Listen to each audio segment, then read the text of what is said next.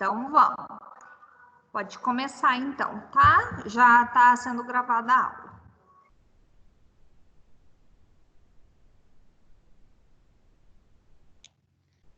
Bom dia, meninas. Vamos começar.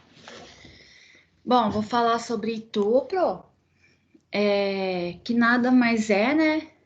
Que é a infecção do trato urinário. Ela provoca mudanças hormonais, né, no corpo da mulher, que junto à dificuldade de higiene, devido à barriga que vai crescendo, se distendindo, né, aumenta a frequência do trato urinário, né? Deixa eu mudar aqui. Peraí.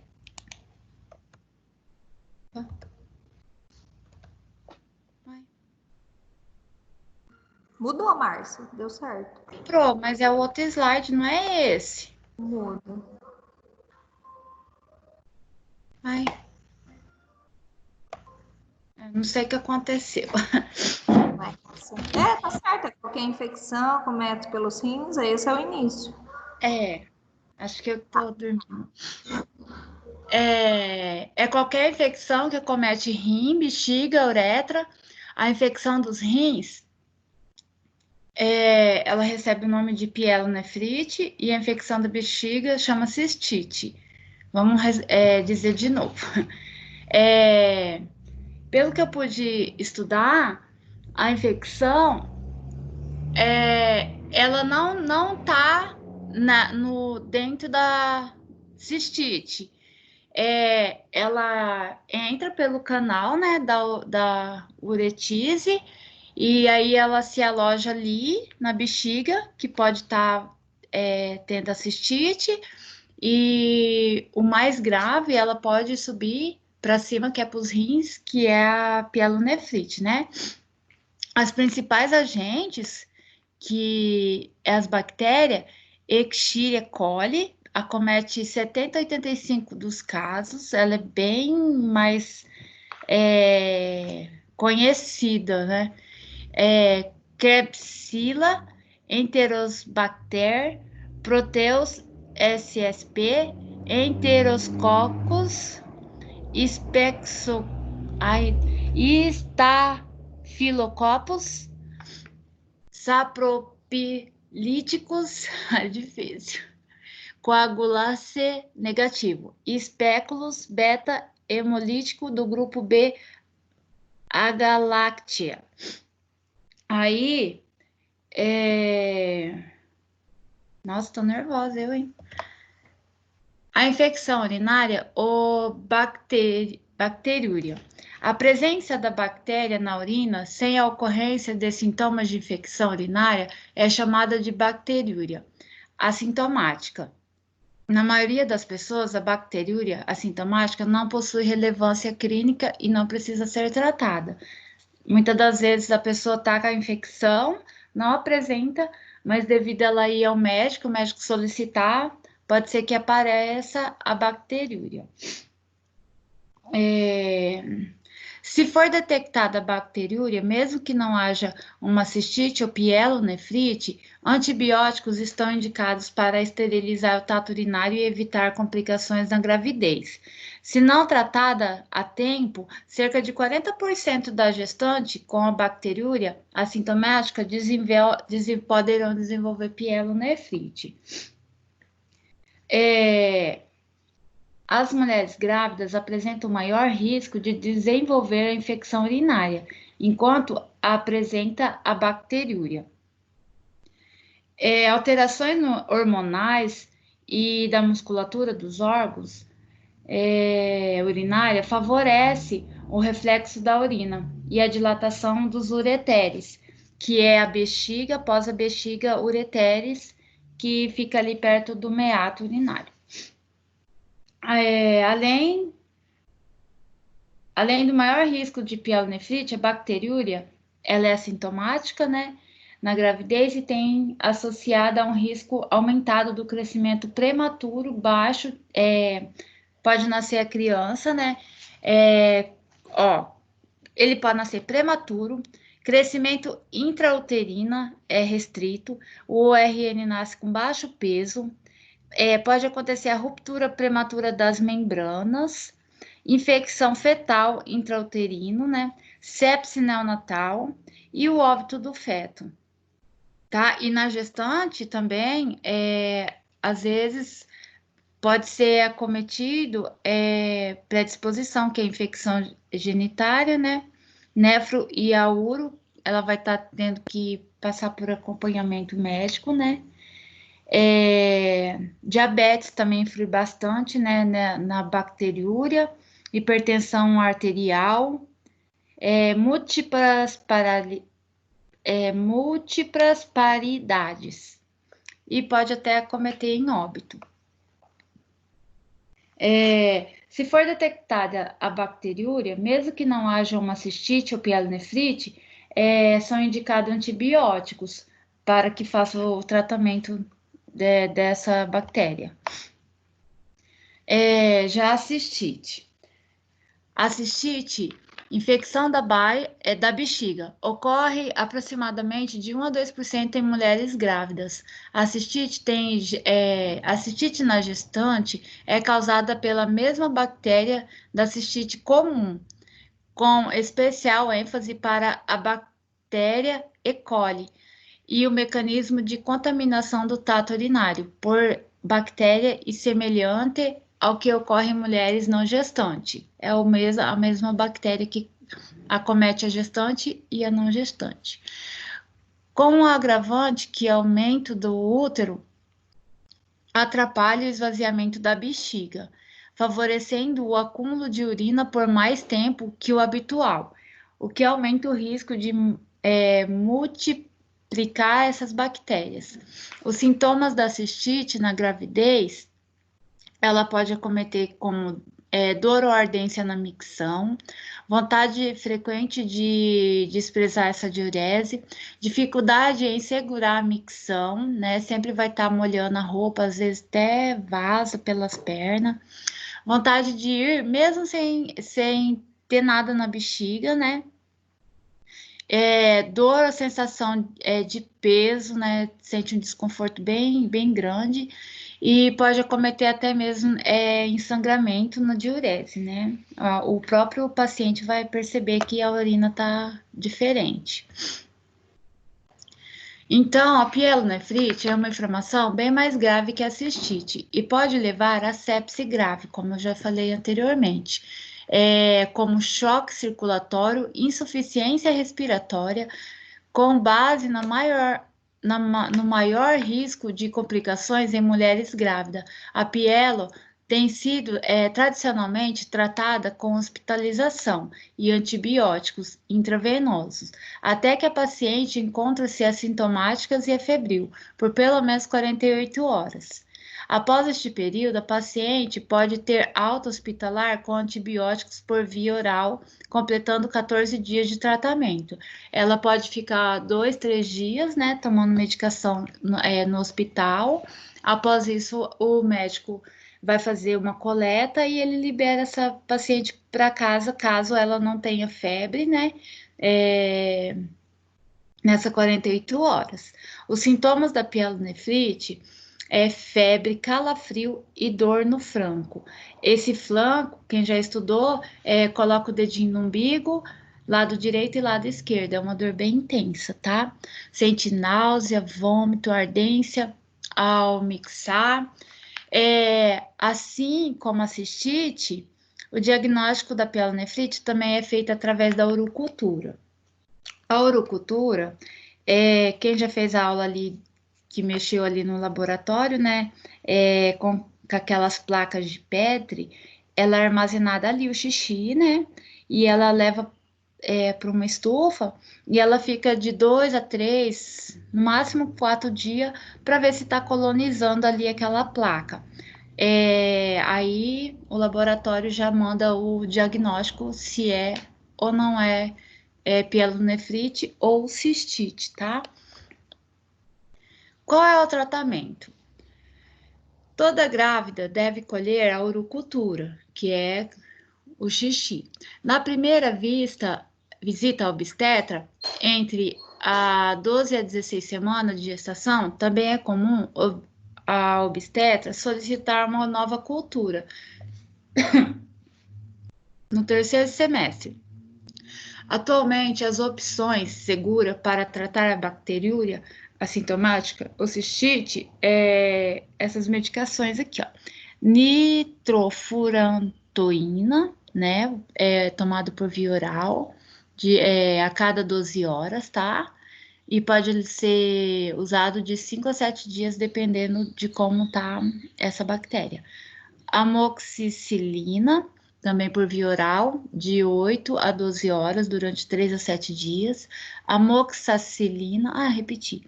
Cefalexina, 50 miligramas também, via oral, a cada 6 horas, durante 3 a 7 dias, tá? Fosfomicina, por via oral, é uma dose única, tá bom?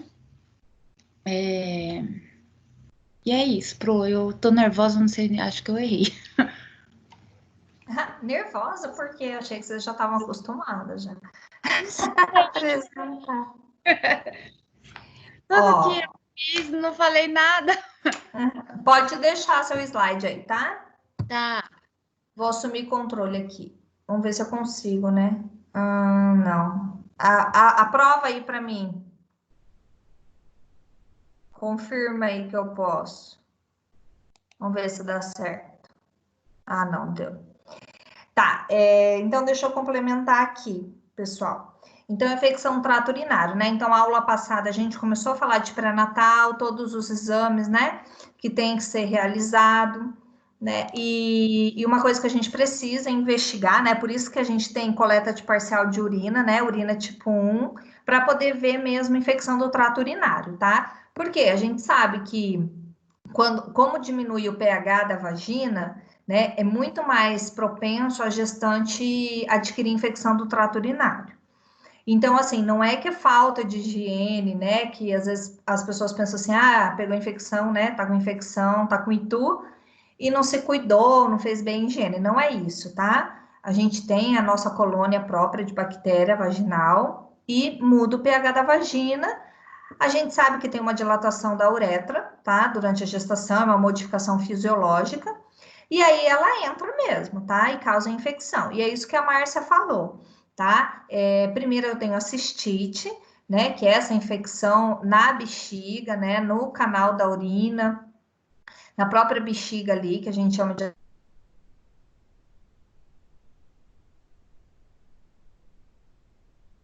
Se não cuidar, ela sobe, tá? Sobe pelo ureter, tá? E chega aos rins, causando a pielonefrite, tá? Que aí é a forma mais grave. Pielonefrite, vocês lembram qual que é o teste para a gente poder ver se tá com pielonefrite ou não? Como que chama o teste? Que a gente faz para saber se ela tá com pielonefrite? É para eu falar ou para os colegas? Não, você não, você pesquisou, né? Os colegas. Tá. Quem que é, pessoal? Quem que se manifesta aí? Qual que é aquele teste que a gente faz para saber se ela tá com pielonefrite, que a gente faz lá nas costas dela? Hã? Ih, vou ter que fazer a chamada para ver se a galera tá aí? Prof, eu não vou lembrar o nome exato da terminologia, o nome do teste. Aí tem que faltar o rim, né? Que vai estar sensível. Seria algo do tipo? Oi, tá meio abafado o seu som. Você vai fazer aquele teste, lembra? Nas costas, pede para ela ficar sentada. Aí o que vocês vão fazer nas costas dela? Você tem que dar uma batidinha com a mão fechada? Isso, como que é o nome desse teste? Eu não lembro. É o nome de um cara. Vamos lá, quem dá mais? né? Isso. Teste Jordana. Aí a gente dá aquela batidinha lá, né, para poder saber se realmente ela tá com pielonefrite. Aí nós vamos falar se a pielonefrite é bilateral ou unilateral. A gente dá aquele soquinho, coloca a mão, né, nas costas dela e dá aquele soquinho em cima da nossa mão, na região ali do rim mesmo. Se ela sentir dor de um lado, né, ou é direito ou é esquerdo, ou se sentir dos dois é bilateral. Teste de Jordano, positivo bilateralmente, ou teste de Jordano né? Unilateral, aí fala se é do lado direito ou do lado esquerdo, tá bom? Isso mesmo. Então, é bem comum as gestantes ter infecção do trato urinário, tá, gente? Então, por isso que a gente tem que pedir, né? Quais são as queixas, e a gente tem que realmente sugerir, né? Você sente dor a urinar, você sente, né, coceira, você sente calafrio, você, né, aumentou a frequência na hora de ir no banheiro, assim, apesar que, né, realmente acontece a polaciúria. Mas a gente tem que dizer que é um pouco fora do normal, tá bom? A vontade de ir no banheiro e não conseguir urinar. Essa é a diferença da ITU, tá bom? Alguém tem alguma dúvida sobre infecção do trato urinário para perguntar? Não? Tá tranquilo? Então tá. Se vocês lembrarem, tá, gente? Vocês podem voltar de novo, mesmo que o tema já tenha passado, tá? Às vezes vocês lembram de alguma coisa, querem perguntar. Quem que é o próximo que pode apresentar? Nai, no seu tá certo aí? Tá sim, prof. Eu só tô enviando aqui no seu e-mail. Ah, você enviou no meu e-mail? Ah, não é pra enviar? Não, sim, é para enviar, mas Ah, aqui tá. eu não abri meu e-mail. Eu não abri meu Não, e-mail aí. prof, eu vou. Não, pera, não precisa abrir, não. É que eu vou apresentar assim, só que eu vou enviar antes de apresentar. Tá, beleza. Você tá com ele aí no computador? Aham, tem sim. Mas quem quiser mandar no meu e-mail, então eu vou abrir agora o meu e-mail, tá? Eu já vou postando aqui, vou ajudando vocês. Se não, deixem preparadinho na tela já do computador aberto o trabalho de vocês, tá? Mas eu quero que depois todos me enviem, tá bom? O trabalho, eu anexo o trabalho sempre de vocês. Já vou abrindo meu e-mail.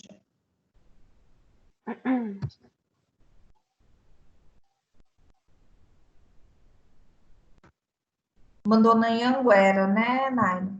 Aham, mandei sim.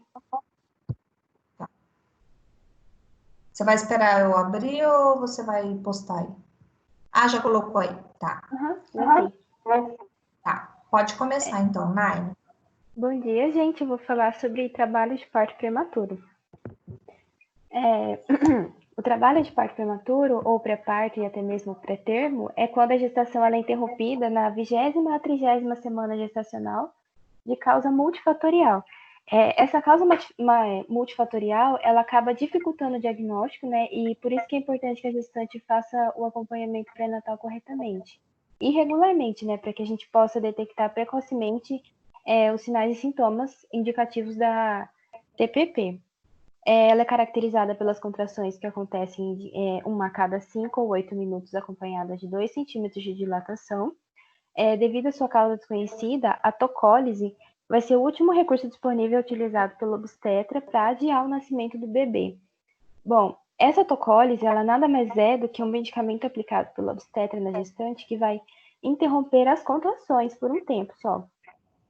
Isso não vai impedir que o nascimento do bebê aconteça, ele só vai adiar o parto em até 48 horas para ele poder realizar a corticoterapia, né, antinatal, que seria um outro medicamento que eu não sei dizer ao certo se é sobre maturação pulmonar do bebê, que vai reduzir complicações como síndrome do desconforto respiratório, hemorragia cerebral e até mesmo a morte neonatal.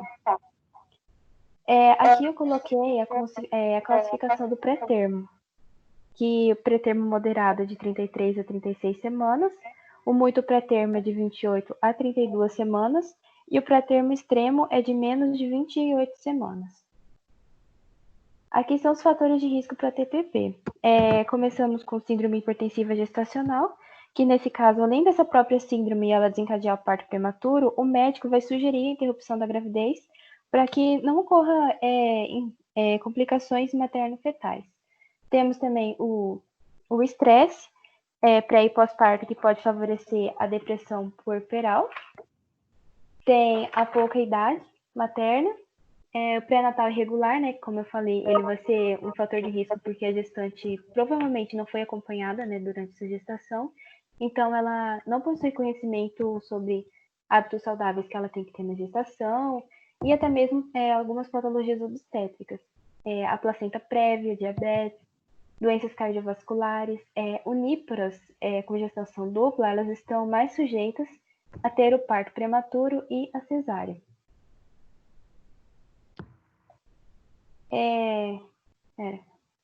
Sinais e sintomas. Dinâmica uterina de 5 contrações regulares e palpáveis por hora, dilatação do colo, vazamento repentino de fluido claro da vagina, dor durante a micção, de provável infecção do trato urinário, bexiga ou rins, sangramento vaginal vermelho brilhante, dor lombar persistente, pressão pélvica intensa, amniorrex prematura em alguns casos, né, que é a ruptura do saco amniótico. E aqui são as causas etiológicas.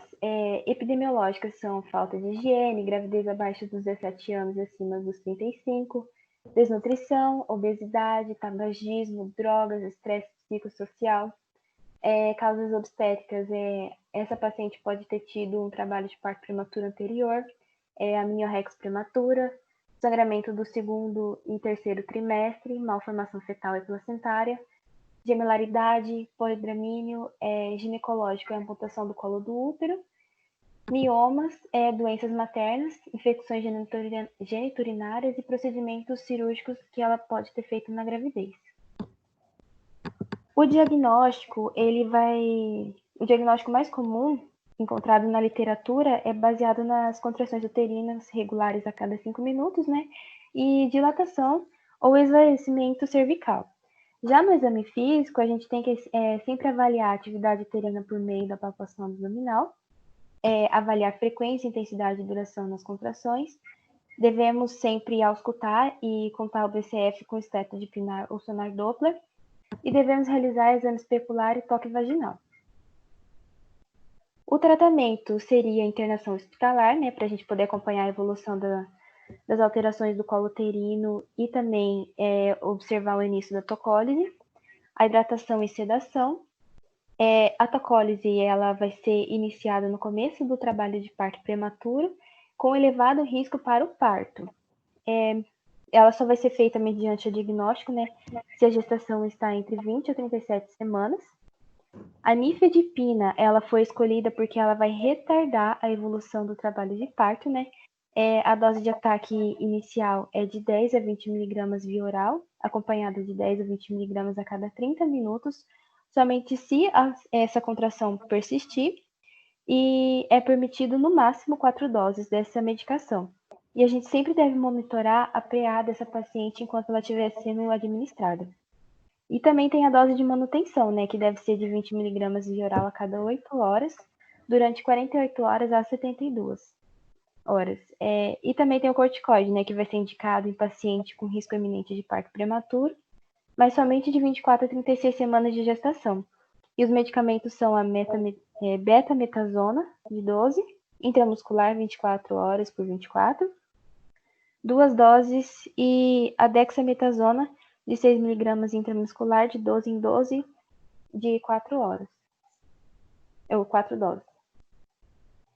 E aqui eu coloquei alguns exames que são solicitados, que é a ultrassom, para saber a idade gestacional e o crescimento fetal. A cardiotocografia fetal, que a gente vai fazer para a gente saber a viabilidade fetal.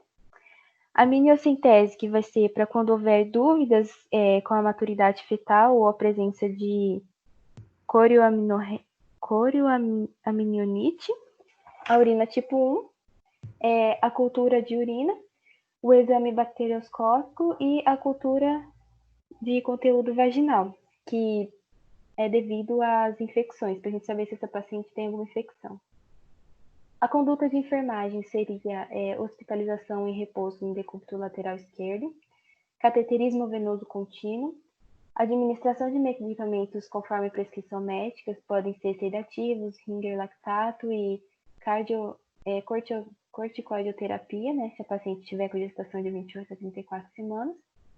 Observar a ruptura das membranas amnióticas, avaliar a dinâmica uterina regular, avaliar a alteração do colo do útero e realizar o controle regular do BCF. Diagnóstico de enfermagem seria incontinência urinária por pressão relacionada à pressão intraabdominal devido ao útero gravídico, caracterizada por frequência urinária em intervalos menores que 1 hora, dor aguda em membros inferiores, pelve, região inguinal e lombar, relacionada à gravidez caracterizada por verbalização, gestos protetores e distúrbio de sono e comportamento expressivo. Conhecimento deficiente relacionado ao acompanhamento pré-natal incompleto, caracterizado por verbalização de dúvidas e falta de conhecimento sobre os assuntos pertinentes à gravidez. E é isso. Ótimo. Vocês viram que o trabalho de parto prematuro, ele vem em decorrência de várias patologias, né? Então, se eu tenho uma infecção do trato urinário, posso ter sim um trabalho de parto prematuro por causa da infecção. Se eu tiver pressão alta, né, na gestação, que eu chamo de DEG, né, ou pré-eclâmpsia, eclâmpsia, síndrome de HELP, isso daí também vai gerar trabalho de parto prematuro. Então, ou seja, ela é o centro de todas as patologias. Tudo leva a ela, o trabalho de parto prematuro, tá? Então, por isso que é muito importante estar observando outras patologias para não chegar ao trabalho de parto prematuro, tá? Como que eu sei que o trabalho de parto prematuro é propriamente um trabalho de parto prematuro, né? Quando eu já descartei todos os riscos, tá? Então, vamos supor, eu tive bebê com 36 semanas, eu tive trabalho de parto prematuro, mas eu não tinha infecção, eu não tinha pressão alta, minha bolsa não estourou, não era bolsa rota, né? Amenorrex prematura, não tive, realmente era trabalho de parto, né? O meu corpo começou a trabalhar para expulsar o bebê, sem causa nenhuma. Então, esse sim é o verdadeiro trabalho de parto prematuro, tá bom? Então, quando vocês abordarem uma paciente, vocês vão estar no hospital, né? Ou às vezes ela pode estar indo fazer uma consulta de pré-natal com vocês na unidade básica de saúde e começar a apresentar os sintomas de contração, dilatação do colo, né? E aí vocês vão investigar todas as patologias, principalmente infecção do trato urinário, tá? Que a consequência disso é o trabalho de parto prematuro. E aí, se não tiver nada, né, nenhuma patologia envolvida, aí realmente ela está em trabalho de parto prematuro, tá bom? Vocês têm alguma dúvida de trabalho de parto? Querem perguntar? Tocólise, gente, é a medicação, tá? Tem assim, quando eu trabalhava lá em Curitiba, na maternidade, para trabalho de parto prematuro, eles usavam muito, chamado Bricanil, tá? É uma medicação que envolve infusora, e eu não vejo eles usarem aqui, tá? Em Campo Grande. Não usam Bricanil, acho até bem estranho. Só que eles usam outras medicações, tá bom? Para trabalho de parto prematuro.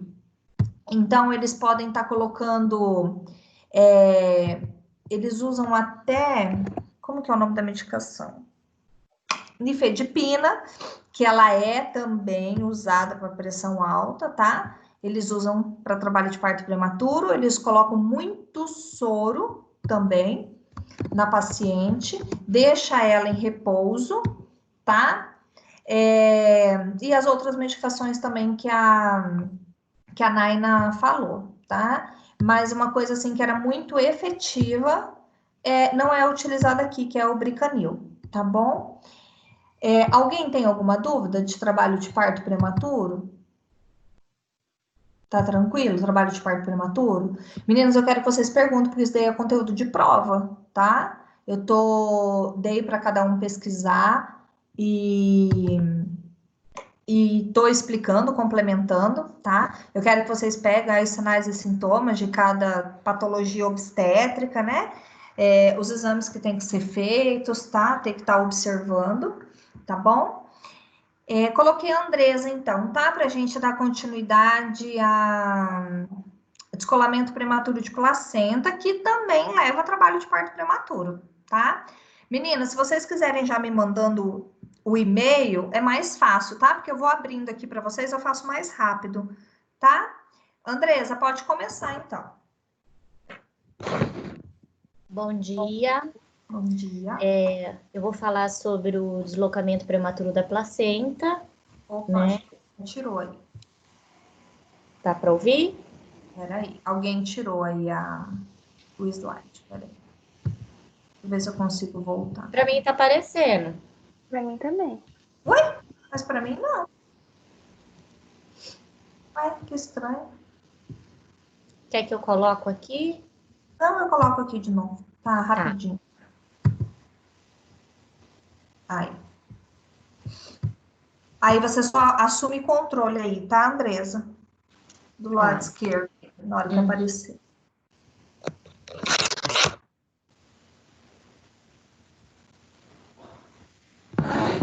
Espera aí um pouquinho que tá carregando. Isso. Agora deu. Aí. Aí só assumir controle.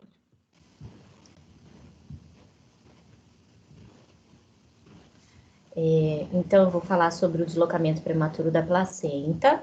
Descolamento. Prematuro de placenta. Tem que até arrumar. Não é deslocamento, é descolamento. Descolamento. É agora que eu vi que tá errado. Ela não desloca, ela solta. E descola, né? Então tá. Opa, peraí, professor, que eu passei primeiro. Então, aqui, isso acontece, né, na gestação. Então, tá entrando após trabalho de parto em 20 semanas, mais ou menos. Dá para me ouvir? Tá, certinho. Tá. Então, o que que acontece nesse deslocamento, tá?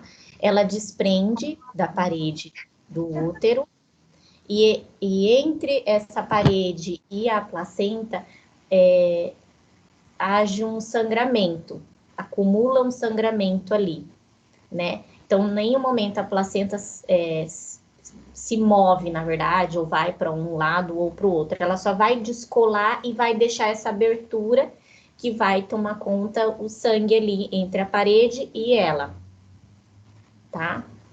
Aí, o que aqui tá aparecendo para mim, como que tira essa barrinha aqui de cima, prof?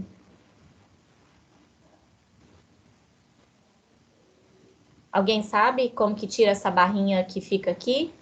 Não tira. Que barrinha que é que você tá falando? Essa que fica do microfone, do vídeo. Ela não sai. Aperta F5, que aí você vai ter a sua tela bem grandona. Eu já vi o Chico na igreja. Você foi na igreja ontem? Você tava na nega noite?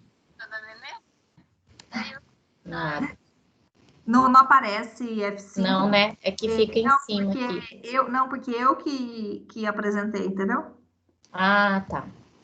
É eu que postei para você, aí você não consegue o F5. Tá. Então, mas assim, é muito comum, né? A gente acha que não, mas é. Então, os sinais e sintomas também que são comuns dor abdominal, dor nas costas, contrações uterinas, né? E o sangramento, que está bem relacionado, que é um dos sintomas, assim, que mais está ligado a isso, né? Aí, as causas mais frequentes e os fatores de riscos relacionados a isso, não tem uma causa específica, igual ele fala aí, que o deslocamento prematuro da placenta pode ser difícil, porque as causas diretas são raras, né? Então, é mais difícil de você diagnosticar. Então, quando acontece um ferimento na região da barriga, perto do abdômen, né? Uma queda ou algo assim, que a gestante possa ter sofrido, ou até mesmo uma violência doméstica, né? Que muitas sofrem, aí pode estar mais relacionado, né? São casos que acontecem mais, né? A perda súbita do volume uterino, né? Que pode ocorrer a perda rápida do líquido, e depois o nascimento do primeiro, quando é uma gestação gemelar, depois que nasce o primeiro, geralmente essa placenta pode descolar, tá? Antes de nascer o segundo. Aí aqui a continuação dos fatores de risco. Então, uma gestante que ela já tem hipertensão, né? Ou ela gerou ali na gestação. A gestante também tem algum distúrbio com coagulação de sangue relacionado a trombiofilias. Diabetes, que é muito comum também, né? O fibroma uterino, que ele é um mioma, né? Que é o tumor benigno. Também ele é bem assintomático. Tá? A gravidez de gêmeos ou múltipla, como eu tinha falado, né? Aí, uso de drogas, cigarro, e também ocorre muito em gestantes com a idade já avançada, né? Que hoje está acontecendo muito, as mães cada vez tendo filhos mais tardes, né? E isso pode ser uma decorrência, tá? Um fator de risco, não que vá acontecer, mas pode estar relacionado sim, tá? Aí eu coloquei aqui que o diagnóstico é clínico, né? Geralmente é feita uma ultrassonografia, né? Para ver como é que tá esse bebê, né? Como é que tá essa localização da placenta, se realmente foi só um deslocamento, né? Aí ele fala aqui que deve ser observado bem o exame físico, né? Tá bem atento ao bebê, os batimentos cardíacos do bebê, fazer os sinais vitais, o exame físico que a gente faz normalmente, mas com mais cuidados e olhos para o bebê também, tá? Respiração, né? Como é que tá a taquicardia, alterações posturais da pressão dessa mãe, monitorar o feto, como eu falei, e apalpar o abdômen, tá? Para ver certinho, aqui tá minha barra bem em cima. Aí aqui ela é classificada em 3 graus, né, mais ou menos. Grau 1, leve, então geralmente vai ser assintomático, aquele sangramento bem discreto, que pode confundir muitas vezes a gestante, né? Como a gente vê, e tem várias outras patologias que pode ter esse sangramento leve, né? A vitalidade do feto fica preservada, então isso não interfere em nada relacionado ao feto, porque o que acontece? A placenta, ela tem o cordão umbilical, e esse cordão umbilical, ele é extremamente vital para o bebê, né? É dali que vai sair os nutrientes, é dali que vai sair e vai entrar e sair o que o bebê precisa para tudo, né? Então, se essa placenta tá descolada, pode interferir nisso e aí atrapalhar esse bebê no desenvolvimento, tá? Então, dependendo desse grau aí, pode realmente sim haver uma perda dessa gestação, desse bebê, tá?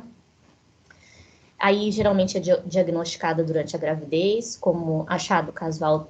Então, ela vai fazer um exame de ultrassom de rotina e ali pode ser detectado que tem realmente uma leve, né? Um leve descolamento da placenta, tá? E aí, no grau 2, já é uma coisa mais avançada, já está um estágio mais avançado, moderado, né? Aí o sangramento vaginal apresenta 80% dos casos, aí o sangue é mais escuro, aí ela sente dor, né? Uma dor mais forte, mais intensa, que tá realmente incomodando, né? Aí tem a hipertonia uterina, que eu falei, ela é o aumento anormal do tônus muscular, né? Então, o aumento também da rigidez ali, né? Aí a ausculta fetal difícil ou ausente, então esse bebê já está entrando num estágio de dificuldade, né? Aumento progressivo do volume uterino, provocado pela hemorragia. Ai, hoje tá difícil. Hemorragia. Então, o que acontece? Como esse sangramento já está mais avançado, esse volume do útero ali, ele vai também estar aumentado, tá? Aí taquicardia, aumento da pressão, tudo vai estar alterado, tá? Aí grau 3, que aí já é um estado realmente extremamente avançado, né? O sangramento mais intenso, essa hipertonia uterina, que é essa rigidez, esse aumento anormal do tônus já está extremamente alterado, né? Hipotensão arterial materna e choque hipovolêmico. Então, pode levar isso, e aí o pior de tudo, que é o óbito, né? Desse bebê, tá? E aí essa gestante ter que entrar em trabalho de parto para fazer essa retirada do feto, que eu acho que deve ser uma das piores coisas, né? Aí o tratamento, né? A conduta perante o desprendimento placentário varia de acordo com a gravidade do quadro. Então, se ela teve um quadro leve ali, então é repouso, um cuidado, né, a mais, em fazer esforço. Então, tudo isso vai estar esse tratamento vai estar ligado ao estágio que está, né, esse deslocamento, descolamento. Então, a idade gestacional do feto e das condições clínicas da mãe e do bebê, né, e o tratamento pode incluir o repouso total ou, que é o mais, que se tiver num estágio, né, avançado, moderado, entrar na cesárea, tá, que aí é o ato cirúrgico. Aí, como eu falei, em caso de feto falecido, que é no estágio 3 grave, né, e o feto não resistiu, o parto precisa ser induzido sim, tá? Porque aí pode ocasionar também afetar a saúde da gestante, da mãezinha. Então, para evitar essas complicações, né, se tiver um caso clínico estável, ela vai fazer um parto normal, vai induzir um parto normal ali, né? Mas se a mãe já está instável, já está um estágio mais avançado, vai para cesárea. Priorizando aí, então, a saúde da mãe. Aí, alguns diagnósticos que aí eu fiz, né? Que é o risco de sangramento, né? Então, gestante tem que estar muito atenta a qualquer sangramento na gravidez, mesmo que seja mínimo, né? Então, aí ele falou fatores de risco: placenta prévia, a gestação molar, o deslocamento prematuro da placenta. Entra também o risco de infecção, né? Caso essa mãe precise entrar numa cesárea ou algum procedimento invasivo, tá? Pode estar exposta, né? A mãe pode estar com uma imunidade muito baixa. E também um fator que eu coloquei no diagnóstico, que eu acho que é muito importante, que é o medo, né? A gestação, ela é baseada em medos, né? Em incertezas, principalmente quando é mãe de primeira viagem, né? Então, assim, esse eu acho que é um diagnóstico... Oi? Oi, não, deu certo. É o meu que deu. Desculpa, Andressa. Ficou mudo para mim aqui. Tá. E aí esse medo, ele vai estar como um estresse, caso essa mãe precisa ser hospitalizada, ter que fazer algum procedimento, algum tratamento, né? Ou até mesmo mudar a sua rotina, se caso precisar ficar em repouso total, né? Aí a gente fala um pouquinho da característica, né? Estado de alerta, apreensão, excitação, tudo ligado a esse medo que pode estar alterando também os sinais da mãe, né? Pressão e tudo mais. Aí as intervenções, né? Realizar o exame físico detalhado referente à gestante, né? Realizar os sinais vitais da paciente e do bebê, acompanhar essa gestante, né? Reduzir essa ansiedade e esse medo, trazendo a família um pouco mais para perto, né? Trazendo esse acalento da família que pode tirar um pouquinho desse medo, né? Essa insegurança, né? E orientar esse caso, né? Para cada grau que tiver, orientar se vai ser o repouso, se vai ser uma internação, né? E acompanhar essa mãozinha. Enfim. Isso mesmo, Andresa. A gente tem que estar observando, tá, pessoal? Essa parte de sangramento, tá? Deixa eu voltar aqui o slide aqui, ó. Então, eu tenho que estar observando, né, que a gente tem aqui, que ela colocou, né, os graus leve, né, moderado e grave. Eu tenho também a ultrassonografia, tá, gente? Que você vai conseguir saber aonde que tá descolando essa placenta, tá? Então, pode falar, Andressa. Quer que volta aqui? Não, eu tô voltando. Vocês estão vendo que eu tô voltando? Não. Não? Deixa eu assumir controle, então. Aí. Estão vendo agora que eu voltei lá pro 2? Sim. Tá, então eu tenho aqui, né? Eu tenho o descolamento da placenta. Quando eu tenho ela total, que fica próximo aqui da vagina, do canal da vagina, eu tenho muito mais sangramento, né? É mais notório quando você tem um sangramento via vaginal descolado ali totalmente, né? Na parte inferior ali do orifício. Então, logo vai estar observando o sangramento. O que é ruim? Quando o descolamento é em cima, o sangramento é em cima, igual dessa foto aí. né? Porque o que acontece? Como é o cordão umbilical que nutre o bebê, se tem um sangramento, um descolamento lá em cima, começa a sangrar, não tem como sair pelo canal da vagina. E aí, às vezes, pode acontecer o óbito fetal, tá? E aí, a mãe tá tudo bem, o bebê mexe, tem vitalidade, tudo, e passa 2, 3 dias, ela não sente mais o bebê mexer, quando vai ver, tá em óbito fetal, tá bom? É porque, às vezes, acontece isso, esse descolamento é muito alto e não desce até o canal da vagina, tá? Então, uma coisa que eu senti falta só aqui, tá? É sobre as partes, né? Parcial, marginal e total, tá? O desenho ali, mas não tem problema, porque é uma patologia que vocês já estudaram, já conhecem, né? A gente só tá relembrando. Então, começar a realmente ver os sinais e sintomas, tá? Que ela vai estar começando a sentir dor, né? Ela pode sentir também um pouquinho de cólica, tá? E quando eu coloco esse grau 1, que é leve, é o descolamento parcial, né? Moderado, né? Pode ser marginal, e grau 3, que é o total, que realmente pode estar acontecendo a morte, dependendo do tipo de descolamento, tá bom, pessoal? Então, alguns, dependendo do descolamento, tem que estar antecipando esse parto, tá? Então, ou seja, tem que fazer uma cesárea de emergência, alguma coisa assim. Então, pode, de novo, gerar um trabalho de parto prematuro, né? Não que o corpo trabalhou, mas teve que fazer a cesárea de emergência, né? E o bebê acaba nascendo prematuramente, tá? Alguém tem alguma dúvida sobre descolamento de placenta? Não? Tá tranquilo? Então tá, vou colocar aqui agora Ah, não, já foi tudo, né, Andressa? Quem que é a próxima aí?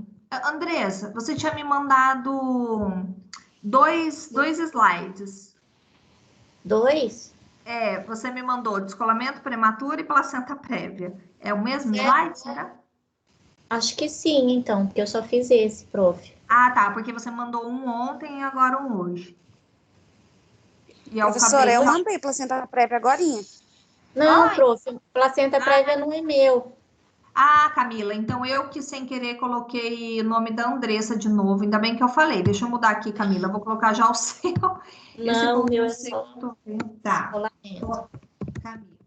Camila, vou colocar o seu então agora, tá? Eu salvei, eu achei estranho agora 2 nomes, mas é porque vocês vão apresentando, eu já vou dando ok na planilha, e eu acho que eu devo ter copiado o nome da Andressa na hora de baixar o da Camila.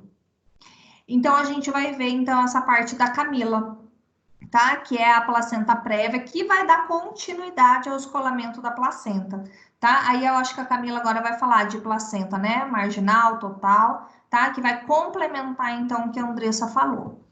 Camila, pode clicar do lado esquerdo ali, assumir controle. Aí pode começar. Tá, eu vou esperar só um pouquinho, porque eles estão fazendo Estão construindo aqui do lado da minha casa, tá uma bagunça, não sei se vocês estão ouvindo. Não, tá silêncio. Tá. Assume controle ali. Isso, ótimo. Meninas, vão me mandando o resto, tá? Tem a Maria, Juliane, Jennifer, Daiane, Carolina. Vão me mandando no e-mail para eu já poder abrindo aqui. Pode começar, então, Camila. Tá bom. Bom dia, pessoal. Eu vou apresentar o trabalho sobre placenta prévia.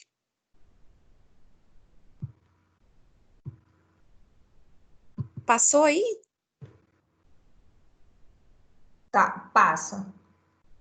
Não, só tá um slide. Ih, você mandou só com um slide? Você tem o trabalho total aí? Você mandou só a Tem, capa. só que eu tô no celular. Deixa eu abrir aqui primeiro o e-mail, peraí. Porque o e-mail que você me mandou só tem esse, peraí. Eu vou enviar de novo, então. Tá, tenta mandar de novo, deixa eu até... Certifica que você quantos slides tem. Vamos ver, eu vou abrir aqui o seu.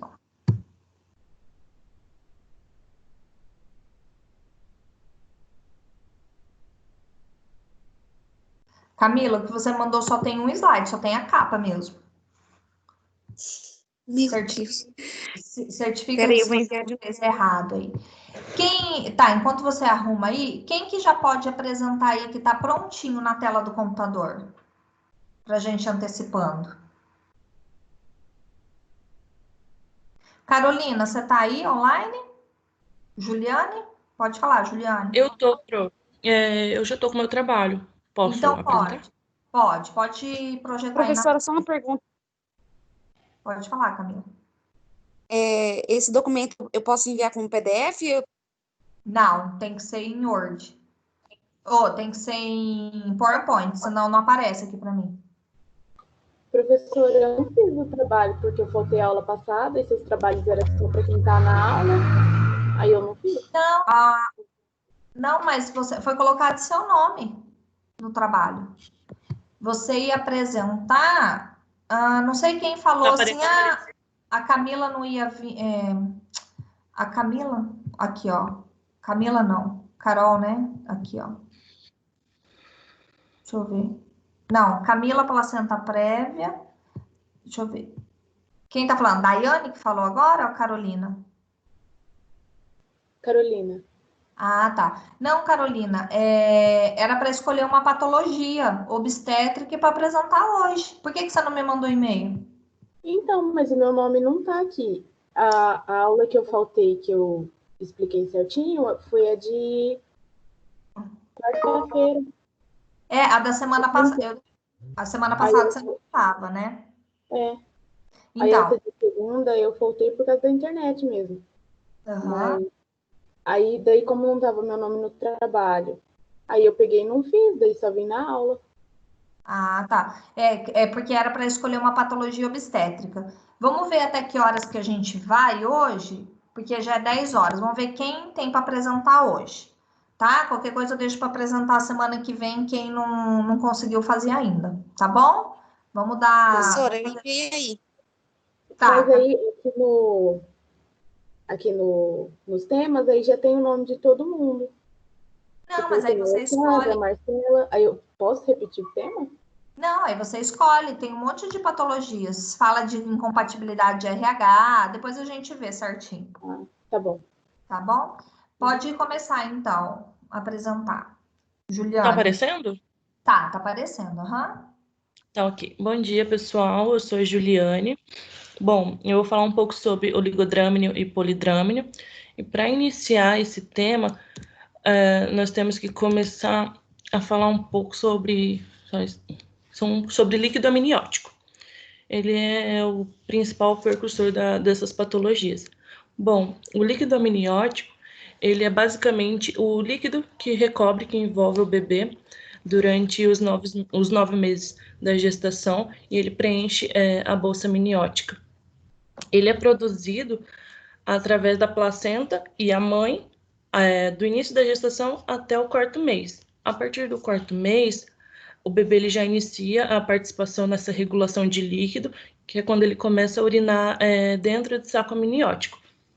Esse líquido ele tem 2 principais funções, que seria a função de proteção, que é uma proteção contra choques, contra a compressão umbilical, que pode dificultar a chegada de oxigênio e nutrientes ao bebê, proteção contra bactérias, e o que faz esse isolamento do bebê.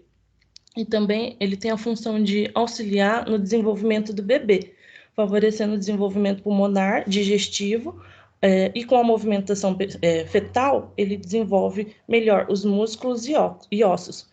E mantém também a temperatura intraútero constante durante toda a gestação. Esse líquido, ele é possível avaliar de 2 formas, através do ultrassom, onde o ultrassonografista ele calcula o ILA, que é o índice de líquido amniótico, e também durante uma avaliação de fundo de útero, onde uma enfermeira obstetra ou até mesmo uma obstetra, ela pode desconfiar que há algo errado, possivelmente um aumento ou uma diminuição de líquido de acordo com a idade gestacional. Aqui eu coloquei 3 tabelas. A primeira tabela, do canto superior esquerdo, ela nos sugere o volume de líquido de acordo com a idade gestacional. A tabela inferior, ela nos estabelece mais ou menos um padrão sobre esse líquido e é onde a gente vai identificar o oligodrâmino e o polidrâmino e o normodrâmino. E a tabela do lado direito, ela nos sugere a altura uterina, ela está presente na caderneta da gestante. Todas essas tabelas nos ajudam a diagnosticar a polidramnia e a oligodramnia. Bom, iniciando o tema do oligodrâmino, ele é basicamente essa redução do líquido amniótico, ou até mesmo a incapacidade da bolsa, do saco amniótico, de manter esse líquido dentro de si. Ali na imagem, a gente consegue ver um bebê, a imagem no canto superior esquerdo, um bebê, parece que ele está bem apertado na bolsa e tem pouco líquido ao redor dele. Essa patologia ela tem uma incidência relativamente baixa dentre todas as gestantes, de 0,5% a 5%, e pelo fato de conter esse pouco líquido amniótico, muitas pessoas se assustam e acham que o bebê ele tem a necessidade de nascer de imediato, mas esse parto ele vai ser a tentativa de prolongar esse parto até o final, ou se tiver algum sofrimento fetal, aí vai ser indicada essa intervenção, que vai ser o parto do bebê. Bom, alguns sintomas, sinais e sintomas para a identificação do oligodrâmino seria o aumento da altura uterina, de acordo com a diminuição da altura uterina, de acordo com a idade gestacional, a diminuição da circunferência abdominal, como o abdômen da mãe é pouco distendido, né, é pequeno, então vai ser bem fácil de palpar esse feto, e o feto também ele vai apresentar poucos movimentos. Vai ter também uma alteração na sensibilidade uterina e pode sim apresentar alterações no batimentos cardiológicos fetais. O que pode causar essa polidramnia? Estresse, desidratação, hipertensão, medicamentos. Em alguns estudos são citados alguns medicamentos que podem influenciar nessa oligodramnia, uso de drogas ilícitas ou lícitas, ruptura prematura da bolsa, que é quando a mãe perde esse líquido, insuficiência placentária, que a mãe não consegue compartilhar essa nutrição, esse líquido com o filho, alteração renal do feto, que o feto ele pode ter um desenvolvimento inadequado das funções renais, ou até mesmo não ter esse desenvolvimento, então vai ter essa redução desse líquido dentro do saco amniótico. Anomalias relacionadas ao desenvolvimento do feto e algumas infecções congênitas. Relacionado aos tratamentos, é indicado o repouso relativo, uma dieta hiperproteica para a mãe, indicado também hiperidratação devido a esse baixo débito líquido, e uma avaliação periódica da vitalidade fetal. E a cesariana, ela só vai ser indicada em caso de sofrimento fetal, ou se a mãe não conseguir sustentar essa gestação até o máximo que ela conseguir, no caso. Aqui o polidrâmino, tem a imagem ao lado, ele já vai ser o oposto, ele vai ser o excesso de líquido amniótico, e ele tem uma incidência de 1 a 5% dentre todas as gestantes. Ele apresenta de duas formas, seria a forma aguda, que ocorre de forma mais rara. Esse aumento de volume, ele ocorre de forma mais rápida, geralmente no segundo trimestre, podendo atingir volumes superiores a 2 litros, 1.000 mililitros. Tem características mais graves e tem uma evolução mais ruim para o feto. Esse distúrbio de crescimento uterino, ele pode levar à ruptura espontânea, causando a interrupção da gestação ou até mesmo a expulsão fetal. Tem como características mais graves essa evolução ruim mesmo. Já a forma crônica, ela é comumente apresentada no 3º trimestre da gravidez, podendo ter esse aumento de líquido gradual. Na forma crônica, ele vai ter um prognóstico fetal melhor e apresentar esse diagnóstico mais favorável. Uma das formas de identificação também pode ser citado o sinal de Piparote, que vai ser quando você coloca a mão. Alguns alunos acho que já tiveram nos semestres anteriores, do 6º semestre já tivemos. Coloca uma mão na lateral da barriga e do lado oposto você dá uma batida e você vai sentir essas ondas líquidas até a próxima mão. E essa gestante, ela vai apresentar nós da enfermagem, até mesmo da parte médica, da saúde, vai ter uma dificuldade na palpação ou até mesmo na ausculta fetal, justamente por conta desse excesso de líquido. Alguns sintomas são identificados para a mãe, no caso, como dispneia, taquicardia, edema e palpitação, cianose e dor lombar por conta de carregar esse excesso de líquidos. O feto ele é extremamente móvel e de apresentação indefinida por conta desse excesso de líquido, não conseguimos apalpar. E o crescimento exagerado da circunferência abdominal, a altura uterina superior à idade gestacional. Algumas causas citadas são estresse, diabetes materno, alteração cromossomiais, como a síndrome de Down, alteração do sistema nervoso fetal, incompatibilidade do fator RH, infecções e anemia do feto. O tratamento ele inclui o repouso relativo no leito, uma dieta hiperproteica, o controle do peso, da altura uterina, da circunferência abdominal e do edema materno. É indicado também uma pesquisa de diabetes ou diabetes gestacional.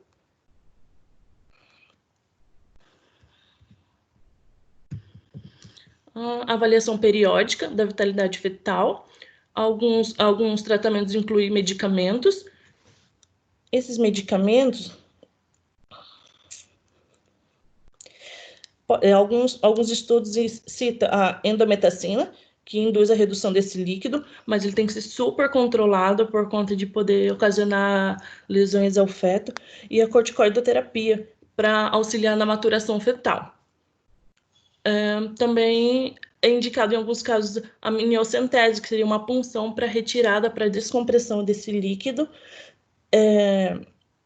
feito com controle ultrassonográfico, porém essa amniocentese ela pode ocasionar no risco de placenta prévia, trabalho de parto prematuro, infecções e hemorragias.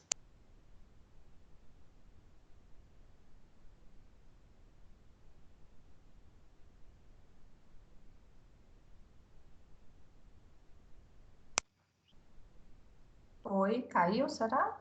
Ficou mudo. Oi. Oi, aí, Ju. Vocês Seu microfone tinha ativado o mudo. Então, eu tô falando aqui horrores. Vocês conseguiram ouvir até o final do tratamento sobre a amniocentese? Sim, Sim. você ia Só falar. diagnóstico que não. Você ia entrar no diagnóstico de enfermagem. Isso. Beleza. Alguns diagnósticos que eu consegui identificar de acordo com as patologias citadas seria voltado para o baixo débito de líquido amniótico, a oligodramia, que seria o volume de líquidos deficiente relacionado ao conhecimento insuficiente sobre a necessidade de líquidos e ingestão de líquidos, caracterizado pela fraqueza e pelo aumento da frequência cardíaca. Já um diagnóstico relacionado à polidramia seria um volume de líquido excessivo relacionado ao mecanismo de regulação comprometido, caracterizado por dispneia e edema. E um distúrbio do sono, distúrbio no padrão de sono relacionado ao padrão de sono não restaurador e caracterizado por dificuldades no desempenho da função diária e não se sentir descansado. E aqui algumas intervenções que eu sugeri: orientar a gestante sobre a importância da ingesta hídrica e melhora na nutrição, acompanhar e monitorar a evolução gestacional, orientar, instruir e incentivar a gestante no seu autocuidado, orientar e instruir a gestante sobre a patologia e oferecer medidas de conforto. E eu acho que é isso.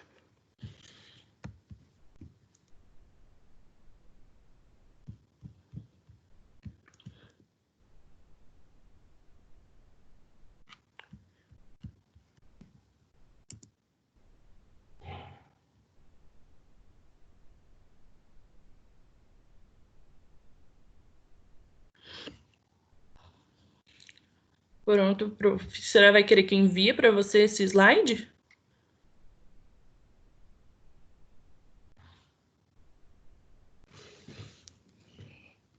É para enviar, Ju, todos os trabalhos, porque é tema de prova, né? Pode mandar. Ah, você vai disponibilizar no portal, né? Então eu vou enviar. Acho que ela tá ocupada, que ela não respondeu. Gente, meu Deus, eu tô falando aqui e o meu microfone ativado. Ai, Jesus. Tá, deixa eu voltar. Ai, Ju. Ah, é para acabar, né? Ó, Ju, então eu fico ativando o microfone porque às vezes pode dar eco, né? Eu deixo ativado, fica dando eco da voz de vocês. Então, assim, você explicou, vou voltar tudo de novo. Quer que eu coloque o slide? Pra... Não, eu vou voltar ao que eu estava falando. Que Tá. você explicou certinho, que igual a aula passada que eu tinha dado, né? Sobre oligodrâmino e polidrâmino no aumento da circunferência, da altura uterina. Então, quando dá altura uterina alta, né? É o polidrâmino, quando dá baixo, o oligodrâmino, tá? Então, que a gente falou sobre consulta de pré-natal, então você explicou bem certinho, achei muito legal. Do aminocentese também, que tem que ser realizado. Tem que realizar a aminocentese, né? No caso de muito líquido, igual você relatou, você complementou bem certinho. Tem que me enviar todos os trabalhos, sim, porque eu posto, porque é conteúdo de prova, tá? Então, aí eu vou arrumar o portal de vocês. Semana que vem ainda eu vou dar o resto do conteúdo, nós vamos falar de RN. E deixa eu já colocando aqui da Camila. E aí eu vou postar tudinho e arrumar. Aí eu faço aquele esqueminha para vocês, né? Qual unidade estudar, qual é o conteúdo para estudar. Então, por isso que eu preciso que vocês me mandem tudo, tá bom? Tô colocando então da Camila, tá, Camila? E aí eu vou salvando também na pasta, né, gente? O trabalho de vocês para eu ter comprovação realmente que vocês fizeram o trabalho, tá? Porque senão fica uma coisa muito online. E aí fala, não, professor, eu enviei, não, professor, eu fiz, lembra que eu apresentei, e eu tenho 5 turmas, né? É muita gente, eu não consigo lembrar de todo mundo. Tá? Agora deu certinho aí, Camila. Pode começar, então. Tá bom, agora vamos lá novamente. Peraí, só um pouquinho. Tá, meninas, me mandem no @Anhanguera, tá bom? O trabalho de vocês. Tudo bem. Vamos lá, vou falar sobre a placenta prévia. Então, o que é a placenta prévia? Ela também é conhecida como placenta baixa. Ocorre quando a placenta está inserida parcial ou totalmente na região inferior do útero, podendo recobrir a abertura do orifício interno do colo uterino. Então, a placenta prévia nada mais é, né, quando ela está implantada na região baixa, né, do útero. Conforme o útero aumenta, a placenta se move para a parte de cima, permitindo que a abertura do colo uterino, então, esteja livre para o parto, né? Então, quando a placenta vai crescendo, ela tem que subir, né? Ela não pode ficar mais na região baixa, né? Na região ali do colo. Ela tem que subir. E aí, quando ocorre a placenta prévia, ela não sobe, ela fica ali. Então, a gente tem 3 tipos, então, de placenta.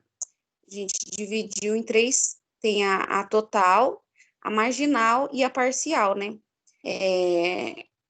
Vou colocar esse desenho aqui, que dá para ver certinho, ó.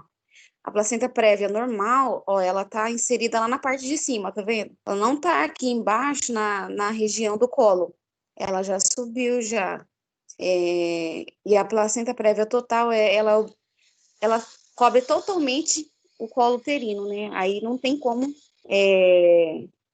tá liberado pro bebê nascer, né? A parcial, ela cobre partes, né? Partes do colo uterino.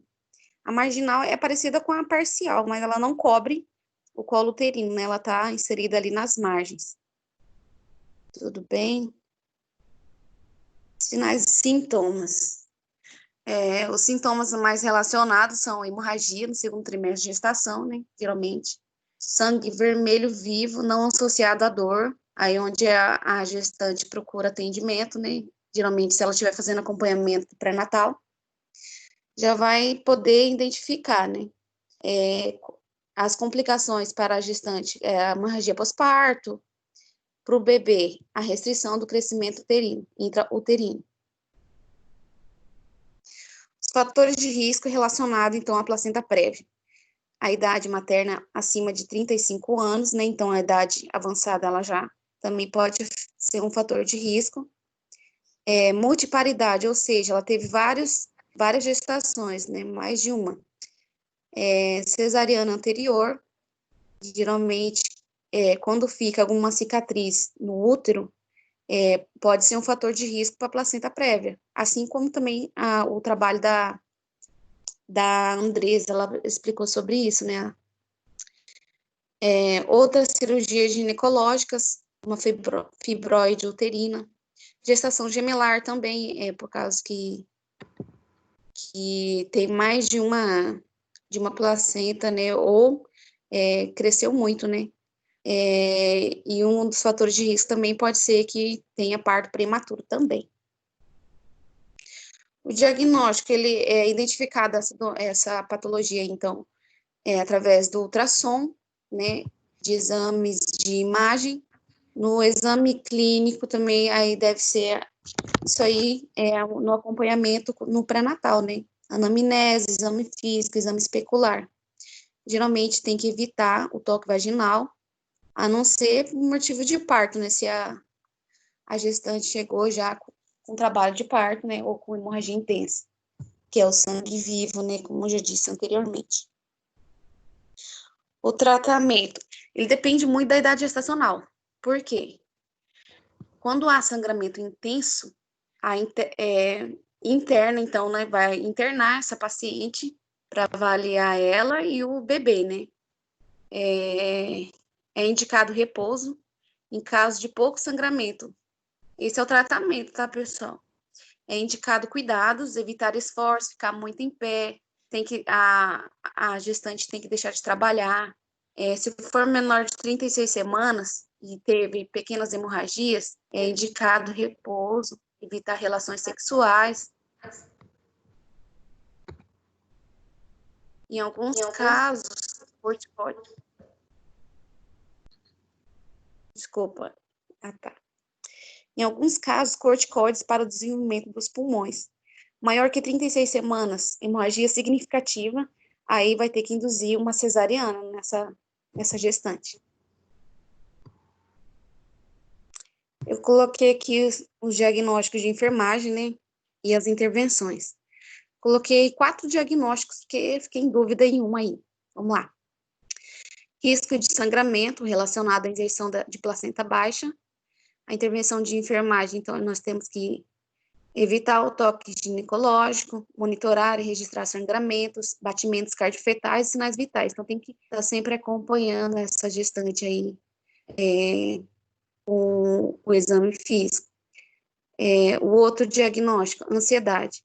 Ela está relacionada à ameaça ao estado de saúde, caracterizada por preocupação e incerteza. Então, na intervenção, esclarecer dúvidas relacionadas à patologia e tratamento.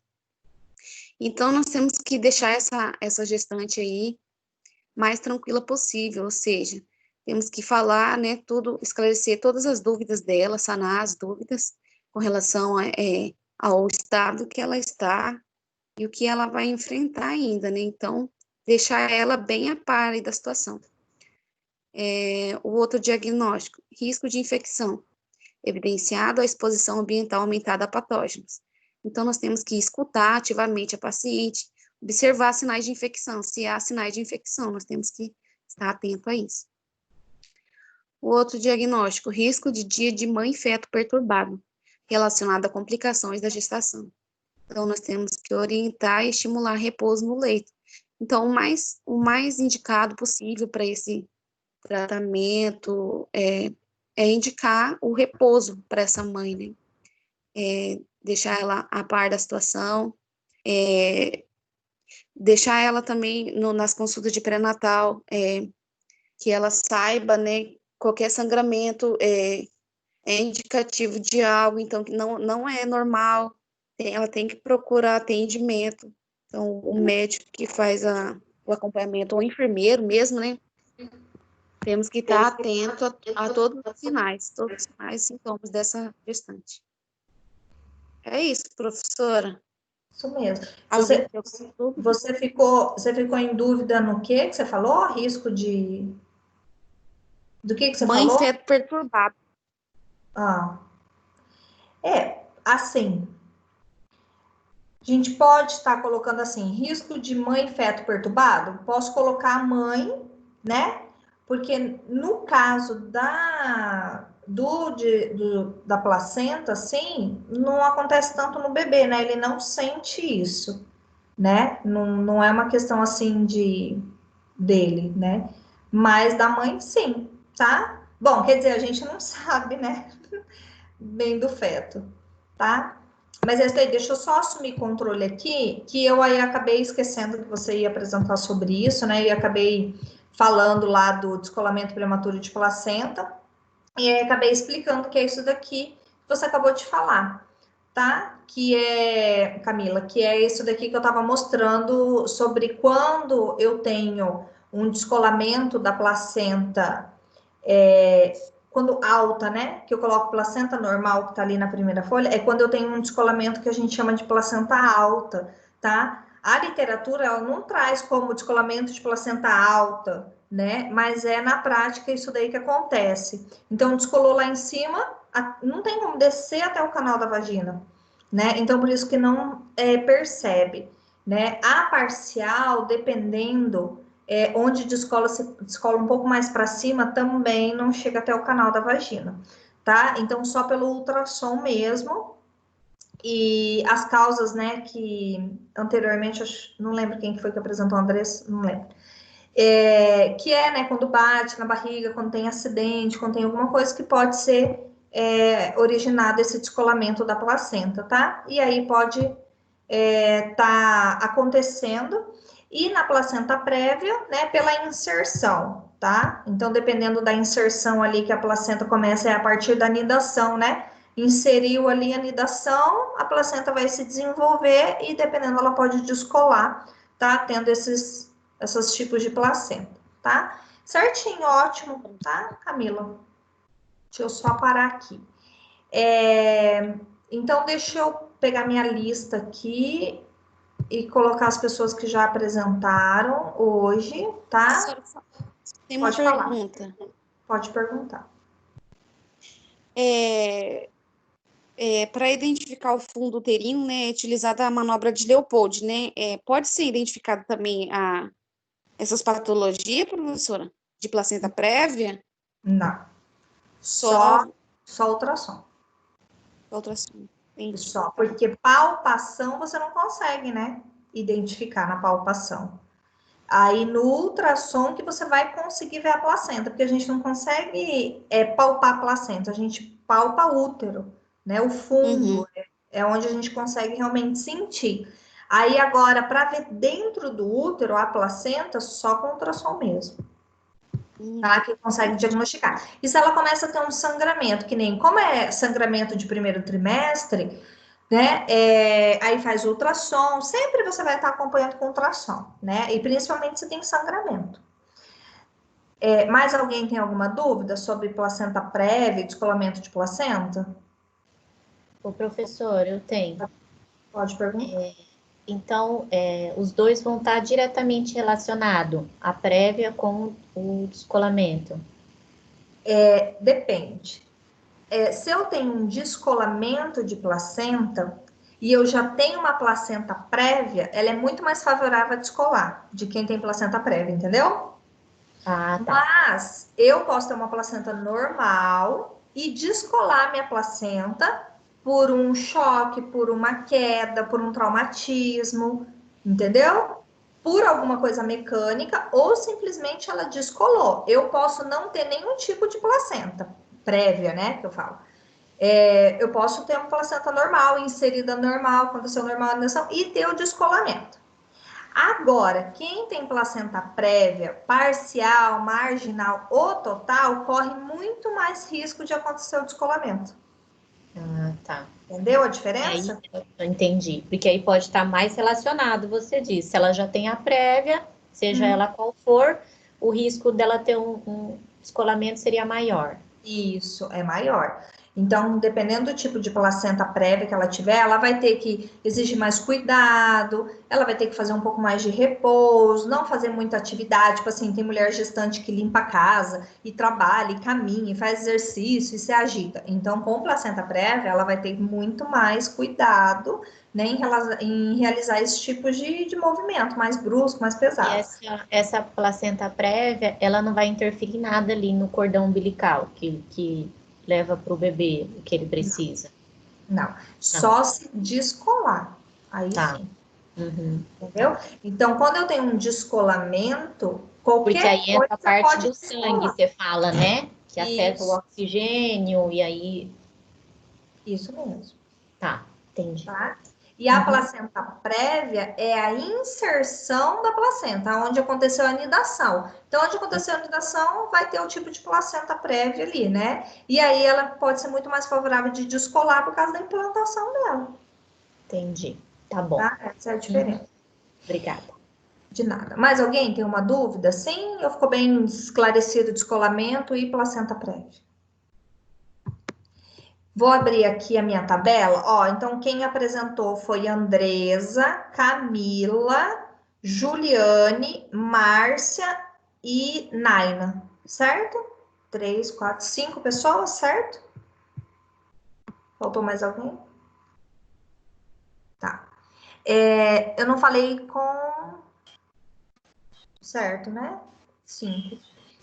Maria, tá me escutando, Maria? Maria? Então tá. Carolina, né? Carolina, eu acabei fazendo uma tabelinha aqui. Deixa eu pegar aqui. Então você apresenta. Tá. Você apresenta a próxima aula, tá, Carolina? Tá. Aí você. Isso, você vai falar de imunização pelo fator RH. Tá. Tá? Deixa eu tentar colocar. Oi. O meu nome também não apareceu. Tá. Eu vou colocar, printar aqui a tela, Maria, tá? Deixa eu colocar aqui, que aí vocês já fazem um print da tela aí ou anota rapidinho. Deixa eu compartilhar aqui a minha tela com vocês. Vê se vocês estão olhando. Peraí, daqui a pouco já aparece. Estão conseguindo ver? Tá, agora sim. Tá. Então, vai fazer aí. A Carolina vai fazer isoimunização pelo fator RH, é incompatibilidade sanguínea, tá bom? De mãe e feto. A Jennifer, que ela caiu, tá com a internet ruim, a Jennifer, eu vou passar para ela. Síndrome de HELP. A Maria, hiperemese gravídica, tá, Maria? Ok. Tá, hiperemese gravídica. E a Alexandra, que não apareceu, né, gente? A Alexandra com diabetes gestacional. A Alexandra não falta mal? Ela falou comigo, ela disse que tá com muita dor de cabeça e ela não ia conseguir apresentar. Tá. Então tá. Então fica então para semana que vem a restante de vocês, tá bom? Professora, Pode falar. deixa eu falar. A Gislene, ela não conseguiu vir. Não sei se ela vai ir na próxima aula, mas ela estava montando o trabalho dela sobre essa hiperemese gravídica. A Gislene? É. Ela não mandou nada? Então, e ela não entrou hoje, só que aí eu não sei se ela vai apresentar na próxima aula, né? Só que ela já estava montando o trabalho dela com esse tema. Tá. Pronto. Deixa eu colocar. Oi, pode falar. Deixa eu ver da Maria. O que dá para eu colocar para Maria? Deixa eu pensar então, Maria, peraí. Tá bom. Prof, eu posso trocar meu tema? Cadê? Quem que tá falando aí? Daiane. Ah, tá. Qual que é, Daiane? O que você quer falar sobre? Eu queria falar sobre insuficiência e istmo cervical. Ah, incompetência do istmo cervical? Pode? Tá, pode. Então eu coloco a amenorrex prematura para Maria. Pode ser, Maria? Pode ser. Então tá, peraí. Então deixa eu arrumar aqui a tela. Não esquece de falar sobre circlagem, tá? Eu, né? Isso. Beleza. Tá? Peraí, Maria, deixa eu já arrumar aqui. Professora, nós só temos mais uma aula? Não, a gente tem até o dia da prova. A prova de vocês, deixa eu ver aqui que dia que vai ser. Eu até comentei com vocês, né? Nós estamos seguindo o calendário da Uniderp, tá? Às vezes pode mudar isso. A prova de vocês será marcada dia 15.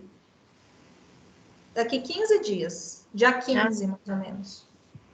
Então tá bom. Tá? Maria, então eu vou colocar aminorex prematura para você. Tá? Aqui, hiperemese é a Gislene, né?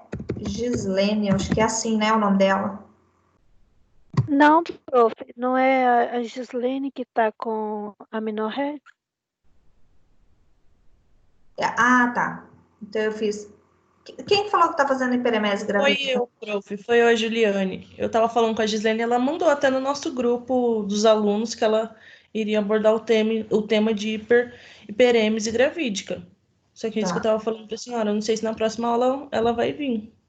Bom, então fala para ela que... Bom, ela vai ficar com esse tema hiperemese gravídica, se ela aparecer, sim. Senão eu falo sobre esse tema e aí fala para ela que ela vai estar sem nota, tá bom? Tá, ok. Daiane, incompetência, né? Incompetência. Sim. Não esquece de falar de circlagem, tá? Que é o tratamento, tá? Circlagem. Tá.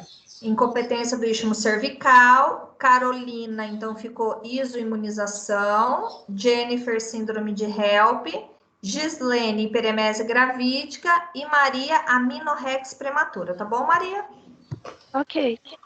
Então, tá. Então, eu vou deixar vocês apresentarem semana que vem. E vamos ver como que vai ser a prova, tá? Qualquer coisa eu vou falar bem rapidinho sobre recém-nascido, que é aquele atendimento do recém-nascido, eu vou dar semana que vem para vocês, tá? Sobre o recém-nascido, as meninas apresentam, e nisso eu já vou dar início à aula, tá? Então, vai ser a apresentação do recém-nascido, a recepção dele, o que que faz, né? Foi isso que vocês pediram semana passada, né? O que que faz com o atendimento imediato do RN, é isso? É isso, meninas? Naina? Sim, prof. Isso. Exatamente. É o atendimento imediato, né? O que que faz logo que ele nasce, certo? Então, tá bom. Trabalho de parto, vocês já tiveram com a professora Camila, né? Sim. Então, tá. Aí eu também não vou cobrar trabalho de parto, então, na prova. Eu vou só cobrar pré-natal e as patologias obstétricas. Pode ser? Pode. Tá? Pode sim. Aí eu vou dar aula para vocês de atendimento do RN, mas aí isso daí eu não vou cobrar na prova, não, tá? Se por acaso, semana que vem, todo mundo apresentar das meninas e não der tempo... Na segunda-feira, que seria a prova de vocês, eu dou RN, todo o atendimento de RN, e aí depois disponibilizo a prova para vocês poderem estar fazendo, tá? Aí não vai cair RN, tá? Tá bom. A prova vai ser do mesmo jeito que foi a passada. Fica um tempo lá aberto. Isso mesmo. Deixo lá 3 dias. A princípio, se nós não retornarmos já 1º de junho para a universidade. Tá? Ótimo. Porque o nosso retorno tá dia 1º de junho. Aí, se tiver 1º de junho, que é semana que vem, né, gente? Semana que vem. Hoje é 25. Pois é. Então, se por acaso a gente não retornar, a apresentação vai ser aqui. Se retornarmos, a apresentação vai ser lá. E no dia da prova, eu dou RN e a gente faz a prova, tá? Mas eu acredito que... Não sei, vamos esperar, cenas do próximo Porque capítulo. nós recebemos aquele comunicado que as provas iam iniciar dia 1º e tal, que seria online, né? Ah, vocês receberam o comunicado? Sim. Que vai ser online também, a AB2? Ele fala Mas eu que acho que é só as blended. Ah, não, As blended vão ser online. Não, ele fala todas aqui, quer ver? Ah, que eu recebi é só as blended e Eu as tive que são online mesmo. Ó, disciplinas totalmente interativa, DIBs e blends e DIBs. O que é isso? Isso. Blend Totalmente interativo. e blend. Isso. É aquela que vem pronta da internet. Tá. Que metade é professor e metade é... Da metade... Uniderp, né? Aquela que vem de fora. Então é essa da senhora também, né? Ou não? Não, a minha é AMP. Ah, tá. A minha é totalmente eu. Tá bom. Tá? Ah, então tá. Então, assim, a partir Prof, do dia 10, eu acho que começam essas provas, né? Ou dia 5? Dia 1º? Dia 1º tá aqui essas interativas e blend. Isso. E aí, vocês têm que estar observando as datas, porque essa daí é pela internet mesmo, é direto do sistema, tá bom? Ok. Pode falar. Quem que queria falar? eu, Daiane, na apresentação passada, eu falei sobre sífilis e acabou que passou batido, eu esqueci de te mandar um e-mail, prof, que daí eu fui olhar, abri o portal, aí tinha todas as apresentações lá e tava faltando a minha, aí eu queria ver se eu posso mandar, porque eu esqueci mesmo, mas eu já apresentei ela. Não, sim. O que vocês apresentaram já está salvo na minha planilha, tá? Porque conforme vocês vão apresentando, eu já vou lançando a minha planilha, sabe? Ah, tá. É que eu não vi o meu slide lá no portal. É que eu não te mandei por e-mail. Aí eu queria ver se daí tinha que mandar ou não. Como que é? Isso. Manda que eu vou postar tudo. Desculpa. Essa semana eu vou já arrumar beleza. o portal. Essa semana eu vou arrumar portal, tudo bonitinho. Vou postar esse conteúdo que vocês me mandaram. Vou fazer o estudo, né? Certinho do que vocês já têm que começar a estudar, mas não deixe para trás, tá? Vocês já vão estudar agora para B2, vai cair tudo coisa de mulher, tá? B1 foi tudo de adolescente, B2 tudo de mulher. Então, afecções ginecológicas, pré-parto e patologias obstétricas, tá bom? Estudem isso daí. Ok. Tá? Mais alguém tem alguma dúvida? Então, só passando uma pincelada aqui, tá? Então, diabetes eu não vou falar, tá? Deixar a colega explicar. Infecção do trato urinário, então, que foi explicado, né? Opa, diabetes ainda. Deixa a colega explicar a próxima aula, tá? Eu tenho aqui, infecção do trato urinário, tá? Então, igual a Márcia, né? Foi que explicou a infecção do trato urinário? Foi, Pro. Então, tá. Então, 80%, né? Que até você disse que a maioria é E. coli, né? E aí, o que eu tenho? Quando eu tenho baixo ali, né? Infecção baixa, eu tenho a cistite, né? A infecção do trato urinário baixo, que acomete a bexiga. Depois ele pode subir pelo ureter, tá? Estão olhando a imagem ali? Estão vendo? Sim. Tá. E aí ela pode subir pelo ureter e aí eu tenho uma infecção urinária alta. É isso que eu chamo baixa bexiga, alta já acometeu os rins, tá? Que aí causa a pielonefrite, tá bom? Então, sinais e sintomas, né? Então, sente aquela dor na bexiga, aquela pressão, e ela tem que ser diferenciada daquela pressão que realmente tem quando o útero tá pesando em cima da bexiga, tá? É uma pressão diferente, sente dor a palpação. Essa é o diferencial, tá? Que vocês precisam saber. Quando vai fazer o toque vaginal, ela realmente sente dor, tá? Não é aquele desconforto, tá? Dor, baixo ventre, sempre com uma sensação de cólica. A polaciúria que eu disse para vocês, não é aquele normal de útero pesando, tá? É aquela vontade de fazer xixi, vai várias vezes e faz só um pouquinho, tá? Poliúria, então, pode também estar acontecendo, e a disúria, tá? Esse é o diferencial da infecção do trato urinário, tá? Ela sente dor. A nectura, então, essa vontade, né, de ir no banheiro muito à noite, tá? E irritabilidade, que é essas contrações que podem estar ocasionando, tá? Então, de anemia, que não foi falado de anemia, tá? Então, eu vou estar falando que eu não coloquei esse sobre anemia. Então, ou seja, lembra que eu comentei do pré-natal da semana passada? Se, por acaso, ela faz o hemograma completo, vê que a hemoglobina está muito baixa, né? Que tem que estar mais ou menos em torno de 11, e tá tipo 7, 8, ela já tem que fazer a complementação com ferro. Por quê? Porque pós-parto ela vai sangrar, ela vai perder sangue. E aí não é isso que a gente quer. E por acaso, se acontecer alguma intercorrência durante o parto, né? Pode ter um sangramento, um descolamento, ou não sei, né? Alguma coisa, tem que estar realmente protegida, tá? E o pós-parto também. Ela vai fazer o hemograma no pós-parto, na consulta, geralmente, de retorno, 7 dias, ou também no próprio hospital faz um hemograma para ver como que tá, e aí tem que fazer essa complementação. E às vezes elas podem até tomar EV, tá bom? O complemento de ferro se chama Noripurum. Mesmo que a gente tenha Noripurum em gotas, né? Inclusive eu tenho até aqui, que é o que eu dou para minha bebê, ó. Tá? Ah, nem dá para ver certinho. Vamos ver. Ah, não aparece a imagem. Some. Tá, aqui, ó. Ele é gotas, tá? E ele pode ser colocado também em ampola, tá? No soro fisiológico. E aí toma também esse Noripurum, tá? Ele fica bem preto. Ele é bem preto, tá? Então, de anemia é isso daí, tá? Então, tem que fazer a suplementação, o polivitamínico, até que pela gestante, né? Toda gestante já toma vitamina já.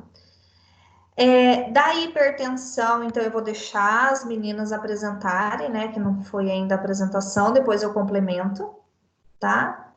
Quem que ia ficar com... Deixa eu ver quem que ia ficar com hipertensão.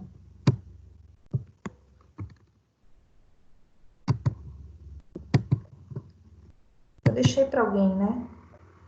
A Marcela. Vocês sabem dessa Marcela? Vocês sabem, meninas? Marcela? Ela estava na aula semana passada.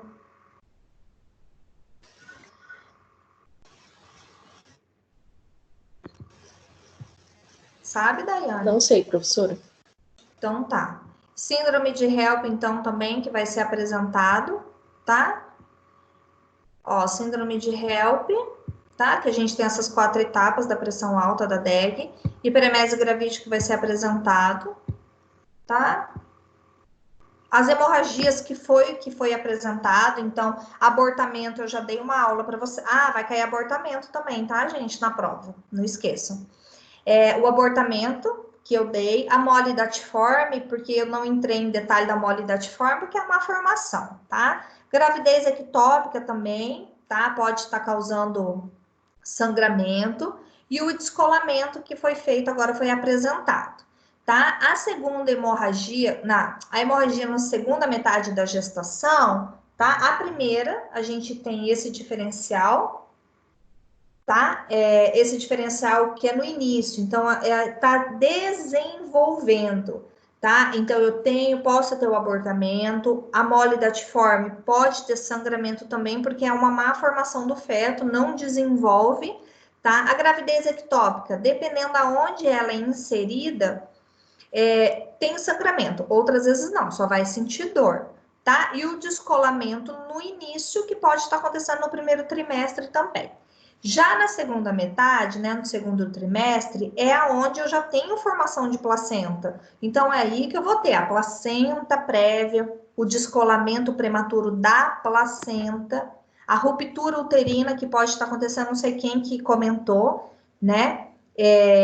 Principalmente se tem cesáreas anteriores, tá? Então, fica aquela cicatriz da cesárea, então pode estar rompendo o útero. E a vasa prévia também. Então, essa segunda coluna que pode estar acontecendo no segundo trimestre, tá? De gestação. A amenorrex prematura vai ser falado ainda. Óbito fetal foi o que eu já disse, né? Junto com o aborto, falei sobre óbito fetal, tá? Que pode estar é uma consequência das patologias. Então, se eu tenho uma pressão muito alta, o bebê pode morrer. Se eu tenho uma diabetes gestacional, né, que a colega vai falar ainda, sobre isso daí, acredito que ela vai falar sobre as consequências, tá? E óbito fetal também pode estar acontecendo da má formação, né? Tem muito anencéfalo também que não sobrevive até o final, né? Algumas patologias, tá bom? Infecções também do líquido amniótico, tem bebê que não sobrevive, sífilis não sobrevive, descolamento prematuro de placenta, dependendo do bebê, também não sobrevive, tá bom? E aí eu tenho os óbitos fetais. Então, a gente falou bastante sobre quando eu falei de aborto. E a isomonização, então, que a colega vai falar, tá? Então, deixa as meninas terminarem de apresentar semana que vem, tá? Então, a última chance é a semana que vem. Por que eu estendi para semana que vem? Porque a gente está, assim, muito antecipado na matéria, tá? A gente está dentro do cronograma certinho, e aí a gente tem tempo hábil, tá? Como não entra, né? O nosso conteúdo era para acabar hoje, tá? Hoje é o último dia, não teria mais conteúdo novo. Então, sobre atendimento ao RN, não entra na ementa de tópicos 1, mas eu vou dar para vocês, porque vocês estão pedindo, tá? E acham importante. Se por acaso vocês tiverem seminário integrador da criança, né? Ou tiver enfermagem da criança, próximo semestre, vocês já vão saber um pouquinho, tá? Então, isso daí eu vou dar extra para vocês. Por isso que não vai cair na prova, tá? Porque não está na ementa esse conteúdo, tá bom? Então, o nosso conteúdo novo realmente finaliza hoje, sobre as patologias, e aí por isso que eu dei o prazo de quem não conseguiu apresentar para a semana que vem, tá bom? Então, aí fica bem tranquilo, assim, a gente tá com bastante brecha aí de horas, tá? Todo o conteúdo já foi dado. Certo, meninas? Certo. Então, alguém tem alguma dúvida? Não. Não? Tá tranquilo? Não, Então tá. Então, eu não sei se vocês estão... Como vocês são em 2 semestres, né? Eu acho, né? Passa recado para as meninas. Eu vou mandar um print, tá, Naina? Para você. E quem que não tá no grupo que a Naina manda recado? Quem que é? Que tem grupo separado? Ou todas estão no grupo? No 6º semestre, todos os alunos estão. Então tá. Então tá, Naina, eu vou mandar então, vou fazer o print daquela tela que eu mostrei para vocês e coloquem, o último prazo de apresentação é semana que vem, tá bom? Só que você vai pedir para elas me mandarem esse slide no máximo até amanhã, porque eu preciso postar, porque era para ser apresentado hoje. Tá. Tá? Então coloca prazo máximo amanhã, tá? E a apresentação semana que vem. Tá bom. Tá bom? Boa semana, então, para vocês, tá? E a senhora também, prof. Então, tá. Um beijo, então, tá? Obrigada. Tchau, tchau. Tchau, prof. Tchau, tchau. Até semana que vem.